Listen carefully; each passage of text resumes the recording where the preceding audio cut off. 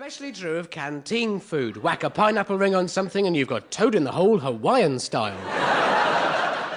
I have to say that I'm not generally in favour of fruit in dinner. Fruit is pudding in my book, unless it's grapefruit segments with a glacé cherry on top, in which case it's a starter. But if you go recklessly mixing sweet and savoury, it's a slippery slope to monstrosities like liver meringue pie. But luckily, it's now much easier than it used to be to find recipes which are both healthier and more interesting than standard British fare.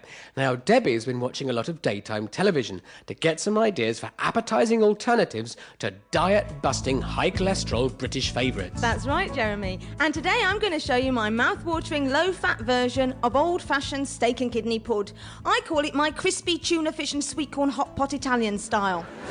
Italian style because it's got some tomato puree in it.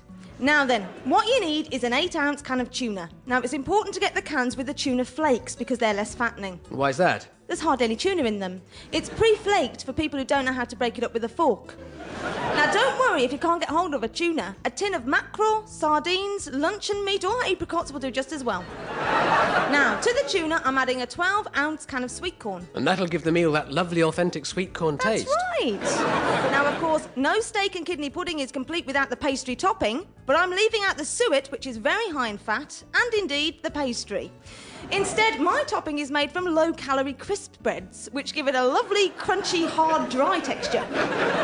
Now, the beauty of this dish is that all the ingredients are already cooked, so all you have to do is warm it through in the tumble dryer, garnish and serve. For the garnish, I'm using a sprig of parsley. You won't be eating the garnish, so just cut the picture off the packet of parsley, or just write the word parsley on a piece of paper and put it on the plate. And I'm serving the meal with a lovely hot jacket potato, and instead of that big creamy dollop of butter or sour cream, I'm just going to suffer. So there we are, Debbie demonstrating that healthy eating doesn't have to be enjoyable. So much for diet. Now, another part of feeling fitter is, of course, exercise, but a lot of exercise has more to do with looking good than feeling fit. Bodybuilding, for example. Bodybuilding gives people big muscles, but people who need big muscles usually have them anyway. Nobody who spends all day carting hods full of bricks up and down ladders feels the need to unwind with a couple of hours in the weights room. They shape up and dance with 15 pints and a karaoke machine. Weights rooms are full of the unemployed and graphic designers. There will also be the odd nightclub bouncer, but even they don't need big muscles per se. They just need their suits to be too tight. They could achieve the same effect with some cream buns and a sewing machine.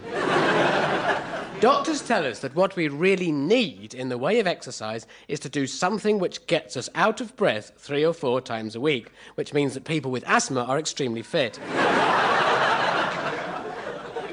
Now, 5 minutes ago, we placed Steve on a hypermetric treadmill inside a pressurised wind tunnel of pure hydrogen. We also taped some electrodes under his fingernails in case he tried to get out. Then we put a couple of laboratory rats in with him and filled his pockets with Smarties. How's it going, Steve? Fine! The point of aerobic exercise is that you can judge whether you're doing enough by your breathing and your pulse. But there is a problem here. When you take up exercise for the first time, you only have to run round the block and you collapse on the pavement, gasping for air with your heart pounding like a steam hammer. You're fully exercised and it's only taken about 3.5 minutes. But as you get fitter and fitter, it takes longer and longer to get shagged out. So you end up running miles and miles every day to get any sort of reaction out of your heart and lungs. So you may live longer, but there's no point because all the extra time you get, you spend running. But let's get back to Steve. OK, and switch the machine off. Right, Debbie, now let's hear how Steve got on. Well, Jeremy, Steve's heart rate went up to 122, but in the lead with 135 is Tommy the Rat.